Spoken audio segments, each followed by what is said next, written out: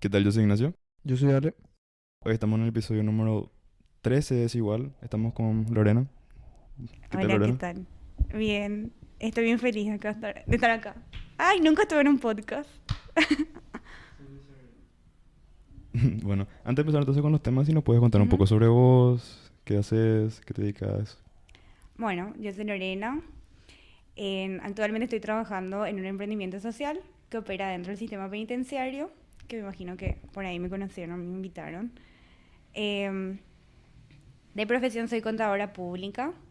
Ahora mi actividad ocupacional es administrar este emprendimiento. Em, ¿Qué más? Soy paraguaya. Tengo menos de 30. Hasta ahí lo que puedo decir. Mm, Nada. ¿Qué datos más les puedo dar? Trabajé mucho tiempo en el sector corporativo. Después se dio la oportunidad de emprender en Cuñapepó y me metí de lleno. Comencé con una amiga, ahora me estoy dedicando sola. Sola con un equipo de trabajo, ¿verdad? Em, y bueno, eso. Eso particularmente. Bueno, y justamente ya que mencionaste Cuña Pepo, Ujú. ¿nos puedes contar un poco de eso? ¿Cómo empezaste? ¿Cómo fue para que empieces? ¿Cómo va actualmente? Ok. Bueno, la historia es... Bueno, es así. Yo estaba trabajando, como cualquiera de nosotros, en nuestros trabajos, hacía carrera corporativa, estaba en una multinacional de profesionales y alguna vez me fui a una charla de un proyecto de un voluntariado social que se llama Corazón Libre. Y me interpeló mucho un número, o sea, la charla estaba estructurada en que comenzaba con un número, ¿verdad? Y ese número era así como 5.000 personas, ¿verdad? Y la pregunta era, ¿qué pasa si vos sos parte de este número? O si alguien de este número fuera alguien cercano a vos. Y me acuerdo que me fui con mi papá de esa charla y le dije a mi papá, o sea, creo que cuando somos muy jóvenes también como que queremos hacer activismo social, o sea, como que además de nuestro trabajo y nuestra vida personal, como que tenemos toda la energía del cambio y de explorar cosas, así que me llamó la atención eso porque sentía que, bueno, ¿qué debe hacer qué debe pasar en un lugar donde están todo el tiempo encerrados, ¿verdad? Después en el 2020 todos estuvimos encerrados, ya vivimos más o menos la experiencia, pero hay gente que está así años y años. Entonces así me comencé a involucrar en este proyecto social, me encantó, se llama Corazón Libre. Eh, eh, lo que ocurrió fue que me di cuenta que el sector como tal tenían tantas necesidades, pero también tantas oportunidades, que sentía que tal vez encarándose siempre como filantropía o asistencialismo nomás, como que veía como que no iba a ser sostenible, como no era, no, como es algo que más de siempre lo mismo, ¿verdad? Pero eso necesitaba capaz soluciones un poco más sistémicas y sostenibles, ¿verdad? Entonces, digo esto porque en este voluntariado activé mucho en la parte de trabajo, así se llamaba el área, era nueva, básicamente, no, como les comentaba recién, no había datos de cómo era el tema ocupacional. En general, el mecanismo de prevención contra la tortura es el único organismo que genera datos e investigaciones del sistema. Entonces nosotros no podíamos tomar decisiones, no podíamos llevar hacia cierto lado las acciones de esta área dentro del voluntariado, porque no teníamos datos, pero veía que había mucha gente con ganas, que había, o sea, como, así como oportunidades de miles de cosas que se podían hacer tal vez desde el punto de vista de un negocio, de un emprendimiento. Ahí ya me surgió como esa chispa en este voluntariado. Coincidentemente, porque aparentemente la vida te da mucho de lo que a veces buscas. Quiero creer eso, ¿verdad? En ese periodo de tiempo había renunciado a mi trabajo y a través de este voluntariado nos llegó la información de que de que se estaba buscando un perfil de emprendedoras que quieran llevar adelante un proyecto ahí, ¿verdad? Entonces, esto fue a través de COA, con una amiga, que es con la que comencé.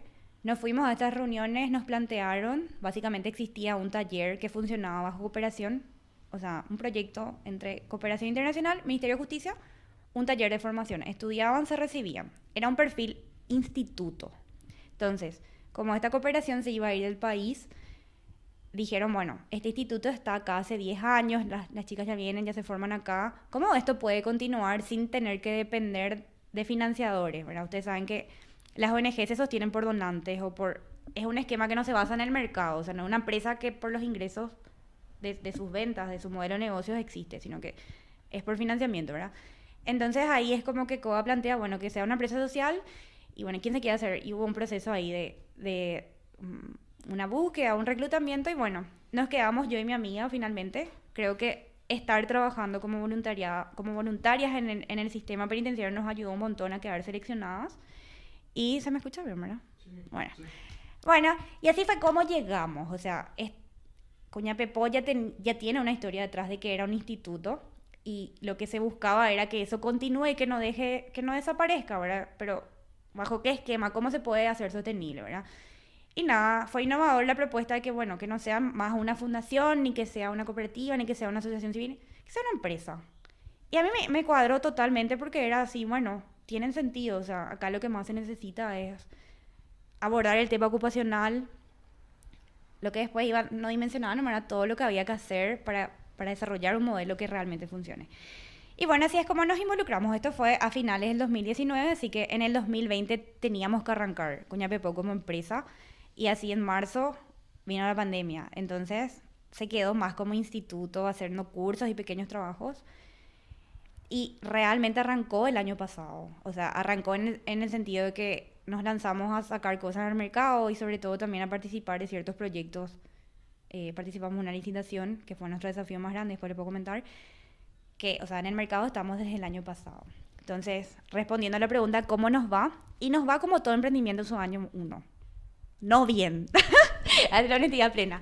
Pero porque es una curva de aprendizaje normal que todo emprendedor, toda persona que comienza algo sabe que se comienza abajo.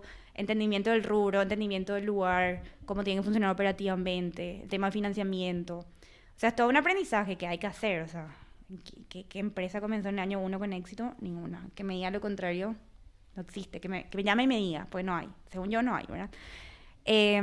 Pero muy bien, dentro de este esquema de aprendizaje súper bien. Conseguimos para mí cosas buenísimas. Aprendimos un montón, todos, porque Coñapepo trabaja dentro del sistema penitenciario. Trabajamos muy cerca con el Ministerio de Justicia. Entonces es contacto permanente, generar acciones estratégicas en conjunto, trabajar con el sector privado, abastecer a un público, minorista, mayorista. O sea, creo que crecimos un montón el año pasado. Tenemos expectativas de seguir creciendo.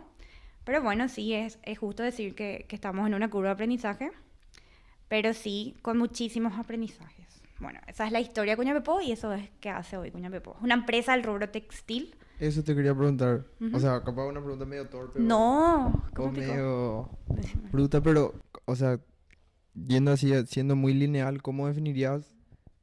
O sea, ¿qué le hace hoy una empresa? ¿Cuál es su modelo? No sé cómo preguntar. Entiendo. ¿Cuál es su tipo, lógica como claro. negocio? Ujú. Bueno, es una muy buena pregunta, porque todo el mundo, por estar en el penal, dice, esto es tipo una fundación o Claro. esto es una ONG, ¿qué onda? Y no, es una empresa mío, tipo, es una empresa, necesita existir, necesita un capital de financiamiento, tuvo un capital de financiamiento inicial, se ejecutó, se invirtió y estamos en ese ciclo. Respondiendo a tu pregunta puntual, es una empresa del rubro manufactura. Manufactura es que transforma insumo a un bien final, o sea, lo transforma. No hacemos comercio nomás, sino que transformamos, financiamos los insumos y se transforma. Ahora este año es uno de los desafíos míos también poder definir muy bien cuál es el modelo que vamos a desarrollar y al cual nos vamos a dirigir y que nos vamos a lanzar. Yo identifico dos que son los que veo como viable. El primero tiene que ver con la unidad de negocios de servicios, que es ofrecer el servicio de confección como tal. En otros países se llama, bueno, acá también hay modelos pero se llama marca blanca. Y por ejemplo, no sé, vos querés tener una marca o tenés una marca que vos lo comercializás, vos desarrollás el producto y vos te encargás de comercializar la distribución, todo lo que tenga que ver con el esquema comercial. Pero tercerizás la producción, otro lo produce, vos serías como el que se encarga de darle la fuerza comercial nomás, ¿verdad? Entonces lo que queremos es, y esto que queremos nace de lo que vimos que se necesitaba, nos pedían y que vimos que había oportunidad, ¿verdad? O sea, un montón de marcas, un montón de gente que quiere, yo quiero hacer en el penal mis cosas, o sea, yo quiero confeccionar esto, o sea, ¿cómo se puede hacer? ¿Qué hay? Entonces vimos y dijimos, ok, tal vez no tenemos que comercializar un producto como Coñapepo, pero podemos ayudarle a terceros a producir y dedicarnos y enfocarnos en ser buenos produciendo. Entonces, Esa unidad de negocio tiene como desafío poder administrar una capacidad productiva del rubro confección, textil. Textil porque eh, textil es indumentaria, es accesorio, todo lo que tenga que ver con tejido. Porque es más o menos lo que ya se hacía luego en este instituto, que aprendían temas relacionados a bordados y también un poco de textil. Entonces, esa unidad de negocio responde a eso. Queremos vender el servicio de confección. Tenemos hoy en día un cliente fijo, grande, que tiene una distribución, que es nuestro cliente más seguro en esa unidad de negocio que es nueva. Este año queremos lanzar, madurar bien sus procedimientos, su modelo operativo. Y la otra, que es un poco lo que hace poco hubo mucho ruido con el tema de las carapelas, no sé qué, que tiene que ver con la parte de las artesanas. Porque este instituto formaba artesanas siempre, en una colaboración con el Instituto Paraguayo de Artesanía, que ellas son artesanas que bordan ñandutí, y todos los encajes nacionales que se forman ahí y son certificadas y tienen su carnet, ¿verdad? De comercializar un poco productos propios de ellas a consumidores finales. Tal vez abordemos hacia el lado corporativo, o sea, vender a empresas, pero esa área está como ahí. Yo le estoy dejando como en una prioridad para poder, después de que esta primera tema ahora, comencemos esa porque esa sí requiere un aspecto comercial. Hay que llegar ya al consumidor final. Esta no. Acá nosotros somos la cadena productiva de alguien más. Y por eso mismo es más regular y puede generar más estabilidad. La otra, estás estoqueado, tenés que vender, o sea, otro tipo de manejo. Entonces serían dos áreas. O sea, yo dividiría en dos modelos de negocio. Una que está enfocada a marca blanca, vender servicios a terceros siendo parte de su cadena de producción, que es lo que queremos, porque también identificamos que hay un montón de empresas que quieren tener el valor social dentro de su cadena de valor y no tenían, o sea, ¿cómo yo me voy a meter a un penal? Mejor nomás ya me voy con alguien que ya está luego ahí y que ese alguien me venda el servicio. Entonces, lo que nosotros hacemos es capacitarles y administrar la estructura productiva con las chicas, ¿verdad? Ahí hay todo un camino de capacitación, de adquirir las competencias, que después podemos hablar. Y el otro área tiene que ver con los productos terminados, que tienen un perfil más artesanal, que sí ya hay que llegar al consumidor final, por lo tanto hay que hacer un pequeño esfuerzo comercial ahí, que hay que trabajar con las artesanas, que finalmente siempre hay movimiento en esa área, pero decidimos como equipo hacer madurar esta, porque es la que es más regular y la que también encontramos que les va a hacer crecer mucho en sus capacidades, o sea, en las capacidades que el mercado necesita del rubro textil. Y así funciona, vendemos el servicio se vende, tiene un precio, y por algo tiene ese precio, porque tiene que sostener una estructura. Lo mismo en los productos terminados. Lanzamos un e-commerce hace poco. Las escarapelas, que es una campaña que hacemos cada año, se vendieron ya de forma virtual. Perdón a los clientes que llegamos tarde.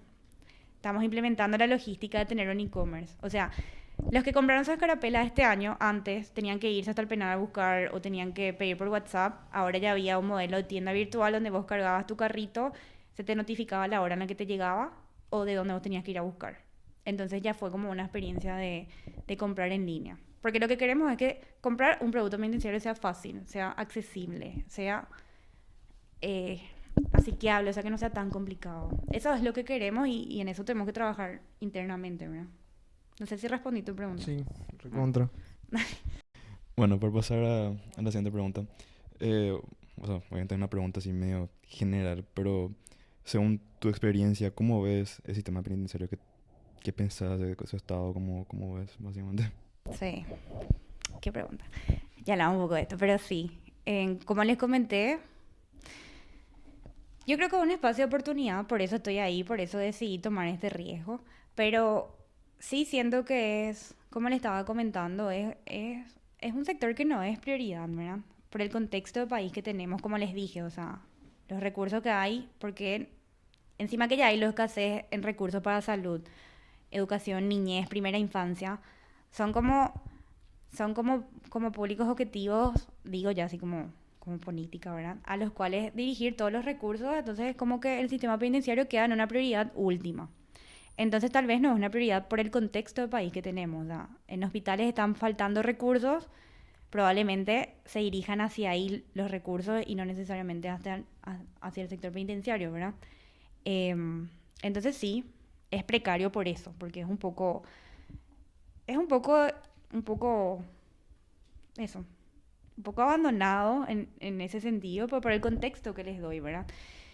Em, pero así como es, como podemos tener esa visión de que es abandonado, que es precario, que todo lo malo nomás pasa ahí, nosotros queremos ser un poco parte de la historia de la reforma y de las cosas que se hacen bien, ¿verdad?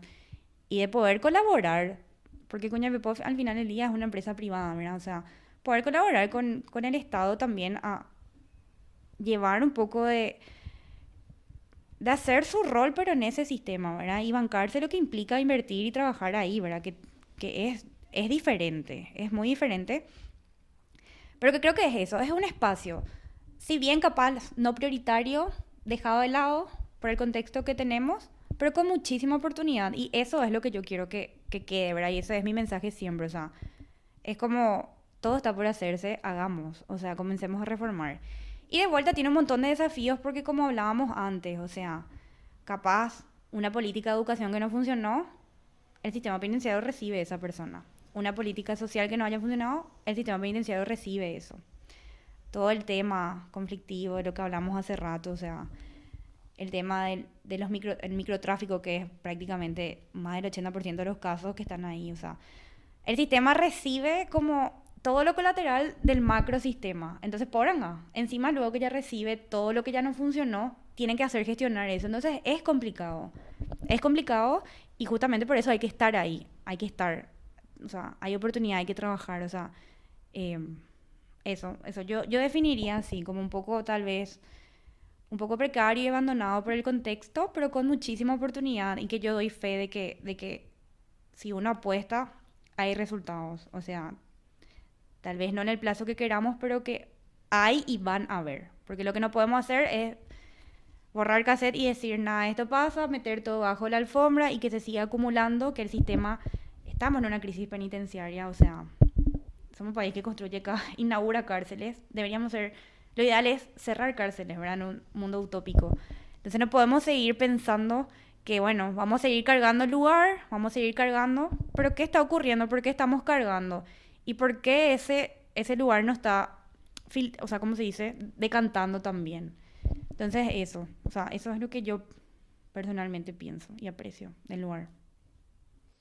Y en ese sentido, como ya habíamos, justamente, bien dijiste que ya estábamos hablando de eso, eh, dentro de todo, pese a que el contexto haga que no sea o no una prioridad, en algún momento se va a comenzar a tratar más, en algún momento se va a comenzar a tocar más, o capaz ese momento está pasando ya ahora, y de la manera que nosotros podíamos, te explicábamos como nuestro pensamiento era que vemos que de alguna u otra manera está creciendo mucho el pensamiento de mano dura o ver hacia ese lado como la solución a eso que nos está tratando como prioridad. Ujú, sí, ¿Cuál es tu reflexión acerca de eso? son dos cosas. Em, la primera es el tema a ver, de que no era una prioridad y que tal vez ahora ya llegamos al momento que sí tiene que ser una prioridad por toda la inseguridad reinante y por todos los conflictos que son públicos, o sea, falleció un fiscal, murió una figura pública en un concierto, o sea, lo que hablamos, la inseguridad llegó a un punto en que ya no pasa nomás en determinada zona del país, la inseguridad está acá, al lado nuestro, es parte de nuestra realidad cotidiana. Entonces eso hace que, como les decía, seamos reactivos. Entonces sí, creo que la seguridad es uno de los puntos que los nuevos candidatos tienen que hacer mucho énfasis. Y dentro de la seguridad está el sistema penitenciario. Entonces, ¿cómo eso lo podrían hacer? Y esa es la discusión que teníamos. Si es que las políticas de mano dura y mano dura y que se queden ahí toda su vida y se merecen no estar ahí, o sea, no. Esto es mi opinión, ¿verdad? O sea, no necesariamente tiene que ser la política criminal que se tenga que seguir, ¿verdad? Pero mi opinión es que todo lo que esté enfocado 100% en lo punitivo nomás, solamente lo punitivo, o sea, te voy a castigar y tipo, sin ningún factor de reforma para que, sí, hay un tiempo de privación de libertad donde tiene que ocurrir una reforma para volver a salir a la sociedad. O sea, de hecho les comentaba que nuestro código penal, o sea, nuestro sistema penal no contempla la pena de muerte. O sea, no está pensado para que alguien toda su vida termine ahí. Está pensado para que alguien de forma condicional y transitoria esté en ese espacio. Para un tiempo de reforma, para que después pueda ser insertado de vuelta en la sociedad. Y es privado de su libertad porque se encontró por una cuestión de riesgo, por una condición N, ¿verdad? A veces es más, o sea, miles de personas, muchísimas, casi, o sea, es un tema también dentro del sistema que sus casos están como procesados, o sea, ni siquiera tienen condena, o sea, capaz un día se decide que, bueno, no tiene nada que ver, salen, o sea, tenemos privación de libertad muy alta porque son medidas no sé los términos jurídicos, un abogado penalista capaz, o sea, les va a poder decir mejor, pero los casos de condena, o sea, vos sos una persona privada de libertad y a vos se te lleva, se abre un proceso, vos estás como procesado muchísimo tiempo. Y en unos cuantos años recién se ve si sos condenado o no, ¿verdad? Entonces esto también es un desafío ya a nivel del sistema. Pero yo personalmente no creo que la mano dura sea el camino, o sea, esto no es romántico, esto no es porque yo sea una apologeta al mal, tipo, si es, tipo, como que normalice o que quiera dejarlo como impune, no, lo que está mal y las personas tienen que verlo con la justicia, o sea, para eso se creó un sistema penitenciario. Pero abordarlos desde ahí me parece reductivo, poco humano, poco insostenible. Insostenible, porque imagínate que si a todo el mundo lo vamos castigando, es como un niño, o sea, no sé cómo explicarte. ¿Dónde está el aprendizaje que hace que esa persona realmente luego salga de aquella condición que le llevó ahí? Si yo solamente te castigo, no estoy reforzando nada positivo. Y bueno, y cuando hablamos de que no sea solamente punitivo, es hablar de generar espacios y políticas y actividades y programas que den oportunidad a todas estas cosas que no caen solo en lo punitivo, como Cuña Pepó, que es un emprendimiento social, como otras empresas. Cuña Pepó no es lo único que existe dentro del sistema, o sea, hay otras personas también apostando. Tal vez ahora el Ministerio de Justicia está comunicando a través de Latente todos los emprendimientos que hay alrededor, programas que existen, capacitaciones, o sea, seguir alentando a que sea un espacio y un tiempo de mejora, básicamente. Eso es el resumen, ¿verdad? O sea, no sé qué filósofo alguna vez dijo que a una sociedad se la mide por cómo trata a sus presos. 100% de acuerdo. O sea, una sociedad que tiene un enfoque solamente punitivo, no sé qué tan lejos va a llegar y los resultados están a la vista, ¿verdad? Entonces creo que sí, apostar a la educación, al tema ocupacional, al empleo, a la formalidad, colabora un montón para que esa etapa, ese tiempo de confinamiento sea realmente de reforma. Y que sea un sistema que cumpla su fin, que es te privo tu libertad por un tiempo y después vas a estar afuera. O sea, siempre decimos, o sea, estar privado de libertad no es algo que te tiene que definir toda tu vida. Pero hoy en día sí, una persona que está privada de libertad, con decirte que al salir ni siquiera puede operar, o sea, le cuesta un montón encontrar trabajo, o sea, lo primero que te piden en un trabajo es que te piden antecedente policial, ¿verdad? Y bueno, tener antecedente policial ya no vas a más trabajar. O sea, como empleado. Después si querés emprender, seamos honestos, estamos en una generación somos una generación que queremos ser emprendedores porque queremos más libertad en el fondo, pero emprender es un riesgo. No todos estamos preparados para asumir riesgos. Entonces, no siempre el emprendimiento es algo que calce para todos. Tal vez un empleo formal es algo bueno. Entonces, eso, ya están limitados en el trabajo, no pueden operar en el sistema financiero. Estamos trabajando ahora conjuntamente. Siempre lo que les menciono es un trabajo conjunto con el Ministerio de Justicia en tratar de que los ingresos que desde ahora ya están generando, por ejemplo, en Cuña Pepó, sean trazabilizados, que estén formalizados, ya sea con factura o bajo un contrato laboral, para que cuando salgan afuera tengan antecedentes y puedan ir a ser sujetos de crédito, por ejemplo, que hoy en día no pasa. O sea, yo salgo de mi privación de libertad de 5 años, me voy a un lugar, nadie me va a dar crédito para que yo emprenda. Ponele que yo quiera hacer, no sé, comida, lo que fuera. Yo sé hacer comida, aprendí a hacer comida. Bueno, mínimamente todos los que emprenden saben que tienen que tener un pequeño capital para al menos si necesitan infraestructura. ¿Y cómo vos te vas a capitalizar si no sos sujeto de crédito? ¿Y cómo vas a ser sujeto de crédito? Y teniendo antecedentes de ingreso. ¿Y cómo vas a tener antecedentes de ingreso si estuviste todo el día encerrado? ¿Cómo? Es como Inforcon, tipo. O sea, ¿vieron eso de que, tipo, estás ahí y después no podemos trabajar porque tenés eso y cómo vas a pagar? O sea, es un ciclo. Entonces, hay que romper ese ciclo. El ciclo punitivo no te lleva a ningún lugar. O sea, no. Tiene que ser un poco más amplio, ¿verdad? O sea, eso es lo que yo pienso particularmente de lo punitivo y lo de mano dura. Y otra cosa, Ale, que quiero agregar también, es que porque ustedes me comentaban de lo que circula en redes, como esto de que el héroe es el que hace justicia por mano propia, tipo, ya Total. está. Yo mismo hice justicia, vos sos un malo, te mereces estar en el lugar de los malos. Total. Si uno hace un mínimo análisis de por qué una persona es mala y por qué está en la condición, o sea, una persona que viene de un entorno marginal y era distribuidor así de microtráfico, o sea, vendía en su casa chiquitito, o sea, si vos te comenzás a analizar y vas a aplicar 100% criterios de justicia a su persona y a lo que hizo, te vas a dar cuenta que nadie es 100% culpable, nadie. O sea, esa persona probablemente no sé si recibió todas las oportunidades que otras personas que sí se pueden emplear, que sí pueden hacer un montón de otras cosas, que tienen competencias que el mercado requiere para trabajar, etcétera, etcétera. Capaz esa persona no recibió. Obvio, pero eso al fin y al cabo no, hablamos en un episodio pasado con Ujú. la gente de medio ambiente, boludo. Ah, con Fridays for Con Future. no, Con- ¿cómo? Fridays. Fridays for Future. Que justamente ahí hay como una cuestión que está muy... No está muy o sea, no está muy presente en nosotros, que es una noción de privilegio muchas veces, de que muchos de los que están tuiteando que Sí. está recontra bien que le atropellen, tuvieron la posibilidad de muchísimas cosas del que estaba afanando en ese momento, Ujú. no tuvo.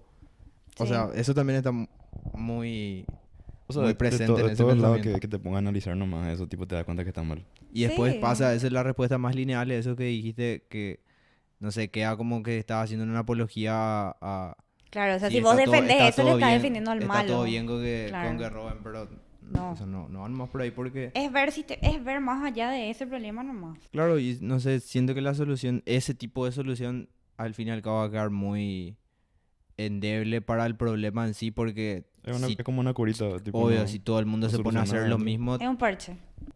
claro, todo, no sé, todo el día le van a estar matando a alguien, qué sé yo, por robar. Claro, y dónde terminó otra vez, tipo, en decir, bueno, él hizo algo malo, entonces, ¿qué hago? Le mato, no sé, o sea, tipo, no tiene sentido por ahí otra vez, tipo, ¿dónde termina Sí. ¿Y por qué ahí? se va a hacer con la persona que le atropelló al pibe, por ejemplo, que vimos el video? O sea, no, Y lo que se algo tiene tiene que pasar, lo que se tiene que buscar es que se reforme y nunca más tenga ganas de atropellarle a nadie. obvio. Pero si vos vas a ser punitivo y le vas a hacer sentir todo el día lo peor del mundo porque le atropelló, esa persona lo único que va a tener es resentimiento y querer seguir matando. O sea, ¿entiendes mi punto? Sí. Es un caso, o sea, porque son temas delicados, es lo que les decía al comienzo, que mis temas no son fáciles, son temas muy delicados de tratar. De hecho que son delicados, ¿verdad? Así como digo, pero, o sea, ese es el punto, o sea, no es una apología al mal, es una apología al bien mayor, diría yo, ¿verdad? Entonces, desde ese punto de vista nomás. Y de vuelta, o sea, yo les invito a todos, cualquiera, que se vaya, que conozca el penal, que conozca quiénes son las personas, cuáles son las historias detrás de las personas que están ahí. Cualquiera, vos y yo podemos estar ahí en cualquier momento. Yo firmo un cheque así que capaz ni siquiera no hubo dolo de mi parte, que yo quise malintencionarle, no sé, mi administradora, una falta de control interno. Yo por ir a la cárcel.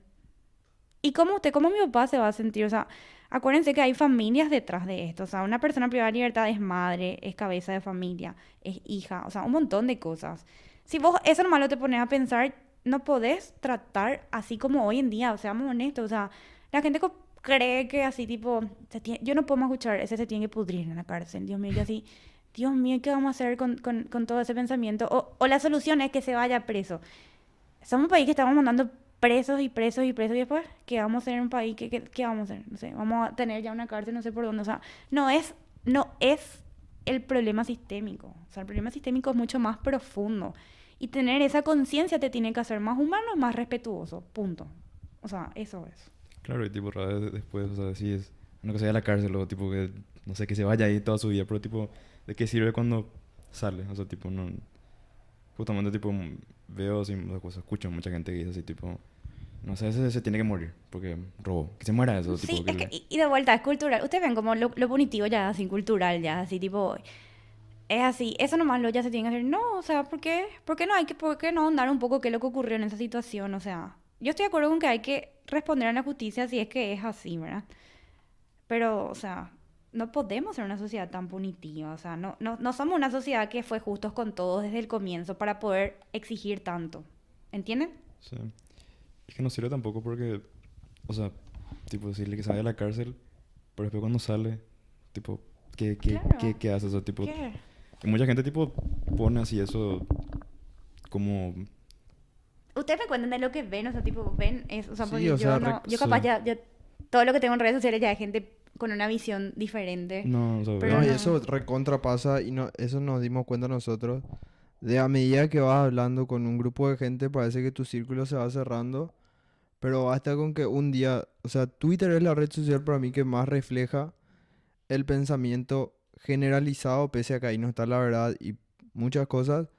Vos un día ves las cosas que están en tendencia y entendés un poco del pensamiento generalizado, o sea, ves un tweet de, iba a decir un nombre propio. Pero, no sé, ves un tweet en específico y después entras y ves los faps y los RT que tiene y ahí te das cuenta de que no es que todo el mundo está pensando como vos que ser punitivo no es tanto una solución y en cambio entras y ves una respuesta del lado inverso y es que ese está bastante acompañado y por más que sea Twitter nomás, Claro, para mí refleja un poco refleja de lo algo. que hay en el Y inconsciente después entras a colectivo. Facebook y entras a otra franja etaria y ahí también ves Sí. muchísimas cosas similares, O sea, entonces... las redes sociales reflejan un poco de lo que somos, de alguna Sí, manera, ¿verdad? claro, y Sí. entonces a medida que vos vas hablando con gente que está involucrada, por ejemplo, en tareas sociales, queda un poco tu visión sesgada que mucha gente que al fin y al cabo piensa como vos nomás, pero después ve Ujú.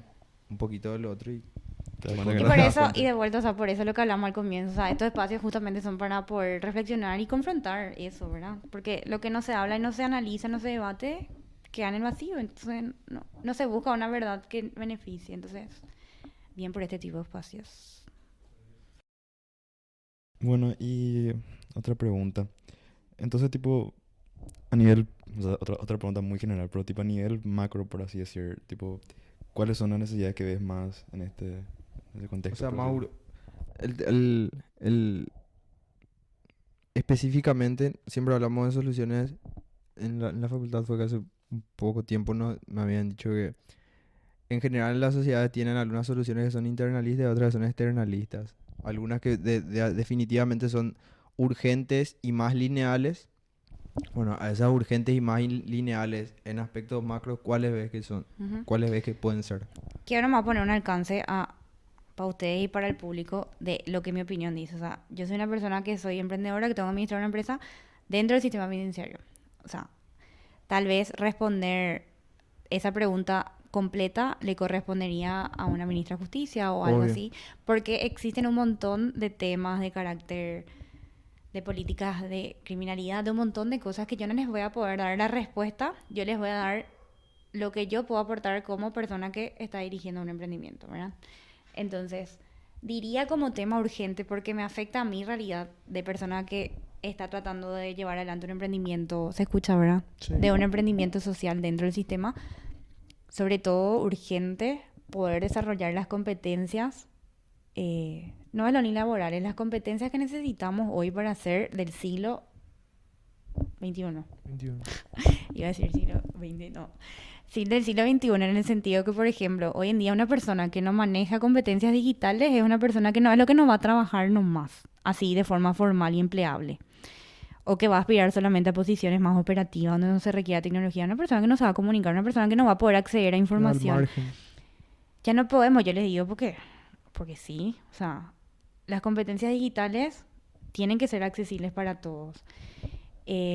Poder desarrollar las competencias que el mercado laboral requiere, porque al final del día una persona empleada es una persona que puede satisfacer sus propias necesidades, la de su familia, y es un problema menos para todos. O sea, yo que no tenga trabajo, soy un problema para mi papá y mi hermano me tienen que mantener, o sea, y si yo no tengo las competencias para poder emplearme, yo qué voy a aportar. Entonces diría, en principio, porque es una realidad que estamos trabajando, poder cortar un poco esa brecha de, se necesitan estas posiciones de trabajo con estas competencias, están las personas, pero no están las competencias. Entonces hay un trabajo de tratar de generar esas competencias que tienen que ver mucho con el tema ocupacional, ¿sí? Pero que las capacitaciones sean cosas que se requieren hoy y que el mercado requiere hoy. O sea, yo no soy fan de esas capacitaciones que se hacen porque sí y porque, bueno, hay que aprender y todo suma, no. O sea, hay que aprender lo que se necesita. Entonces eso hace que la persona pueda cumplir un rol que se necesita. ¿Entienden? Entonces, capacitaciones alineadas a lo que el mercado necesita. Yo digo esto porque nosotros desde Cuñapepó no solamente estamos trabajando en generar una estructura de trabajo fija, ¿verdad? Pero hacemos un trabajo formativo e invertimos dinero en eso, porque al final del día para ejecutar las tareas que se necesitan ejecutar se requieren esas competencias y nada, o sea, hay que trabajar en eso. Entonces cumplimos también un rol formativo. Entonces no dejamos de ser ese instituto que era antes, lo seguimos siendo. Solamente que ahora ya con un enfoque más empresarial. Entonces diría eso. Dotarle a las personas las competencias que se requieren, porque es básico. Eso como una prioridad porque me afecta a mí. Ahora, como les digo, otros temas del sistema como tal vez pueden hablar con otras personas que tengan los conocimientos técnicos. Y lo segundo que yo diría, no como algo prioritario, pero sí como algo en el que todos participamos, es cambiar un poco ese chip que estamos diciendo, tipo, que esté en la cárcel y que se quede ahí. O sea, no, saber que cualquiera de nosotros podemos estar ahí y que es nuestro rol poder colaborar con que esas personas salgan de ahí o simplemente darles la dignidad y el espacio que se merecen. No sé si me explico. O sea, te digo, no sé, mi hermano puede ser una persona privada de libertad. Y si yo todo el día convivo con personas que, Dios mío, esa tuvo un hermano que estuvo en el sistema, o sea, desestigmatizar un poco eso, porque no es tan así como piensan, o sea, no es que todo lo malo nomás está ahí, no, hay cosas buenas, hay gente buena, hay gente por A, B motivo terminó ahí, yo doy fe, o sea, no iba a estar acá sentada y no iba a hacer lo que hago, si es que no creo y no veo lo que digo, o sea, ¿entienden mi punto? Tal vez como sociedad deja de ser un poco menos juzgativa, menos punitiva. Eso yo diría que es una tarea, por eso estos espacios dan como visibilidad, permiten que se hable al respecto. Entonces, capaz una persona que escuchó este podcast, el día de mañana puede contratar a una persona egresada del sistema, o sea, que salió del sistema, una persona con antecedentes penales. Eso es todo el cambio que necesitamos. Si yo quiero contratarle a alguien y tiene antecedente policial, ¿qué importa? Tal vez es excelente y puede cumplir el rol re bien como otra que no. Y listo. Eso es lo que necesitamos hacer. Nada más que eso, no hace falta irse tan lejos como una pequeña acción que esté en tus manos hacer. Bueno, y como casi lo último, capaz la pregunta más bruta era de... Utilizamos el término segunda oportunidad porque definitivamente es el modelo de reinserción social está presente en el modelo de Cuñapepó y quería saber específicamente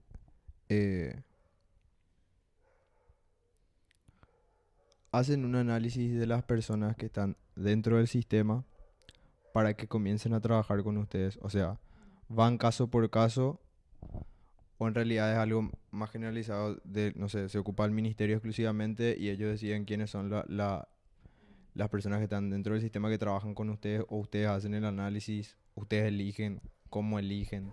Bueno, mira, ahora en primera etapa estamos en un momento de reforma 100%. Estamos haciendo madurar cuál va a ser el modelo de negocio a atacar y todo lo operativo que tiene que suceder para que ese modelo funcione. Dentro de eso está la dotación de las personas que van a ocupar las posiciones. Entonces estamos trabajando en un modelo selectivo. Acá vale decir, esto es un trabajo como cualquier otro, o sea, si vos se hace un llamado, la gente voluntariamente se acerca si quiere trabajar, recibimos las inscripciones y vemos el perfil. Los criterios que ahora tratamos de establecer como indicadores o criterios de poder hacer la beneficiaria de Cuñapepó es algunos criterios demográficos de edad. Tienen prioridad las que son madres. Es un criterio de selección y de prioridad. Y porque doy fe que una madre es, Dios mío, empleen madres. O sea, yo no soy fan de eso, de que, o sea, las madres tienen una productividad distinta, o sea, es increíble.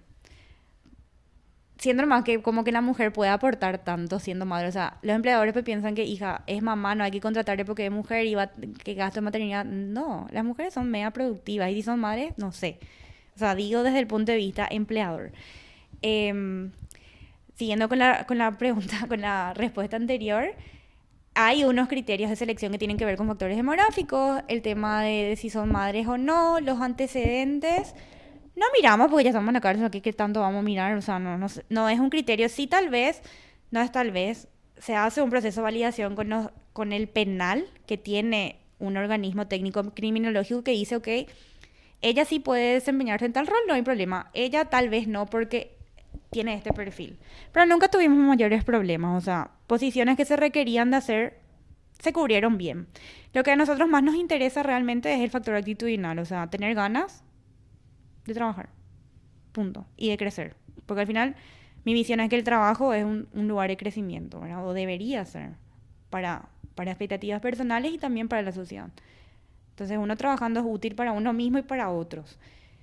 Entonces sí hay un proceso selectivo, se hace todo este llamado, es como no sé, como para postular, es así tal cual ustedes postularían a un lugar de trabajo, o sea, ven el llamado, ustedes creen que tienen el perfil, por supuesto, o sea, hay condiciones técnicas mínimas. Para operar áreas de máquina de confección, tienen que manejar máquinas de confección o irse al curso para aprender. Que les cuento que tenemos un programa formativo laboral. Entonces se van y se capacitan, toman el curso. Ahora justamente estamos trabajando con una institución aliada que nos va a dar ese brazo pedagógico. Y nada, o sea, normalmente siempre, nunca... Esto que les digo parece así súper así estructurado, pero en realidad una que ya trabajó luego le recomienda a alguien, esa le trae a ese a alguien y a ella se genera una cultura, así como ustedes me contaban que se fueron juntos a trabajar, o sea, así. Vos le contaste a él trajo, postuló, quedó, listo. Pero sí hay un proceso de validación con el penal, súper importante, porque es una cuestión de que al final del día ellos administran a las personas privadas de libertad, pero es un trabajo voluntario, o sea, si vos no querés estar ahí y no te gustan las reglas del juego, no estás. Así como vos no estás en un trabajo que no querés. O sea, pero sí hay un proceso de intervención del Ministerio de Justicia a través de la dirección del penal y son postulaciones voluntarias. O sea, necesitamos ayudantes para tal y tal cosa. Se hace un llamado, vienen, se quedan. Importante, las personas que trabajan, el tiempo que trabajan, se registra y se lleva una trazabilidad que estamos tratando de mejorar, de que eso sea realmente accesible y que esté bien, porque siempre es en papeles nomás, ahora estamos tratando de digitalizar. Ellas acumulan horas de trabajo o horas de estudio y eso les sirve para sus procesos de redención. O sea, si yo soy una persona privada de libertad y trabajo en mi juicio, el juez, yo puedo pedir a mi juez que tenga en cuenta las horas que yo tengo y aplicar la redención, que se me reduzcan años de condena por ese tiempo que yo fui acumulando. Está especificado, es algo que contempla nuestro Código Penal.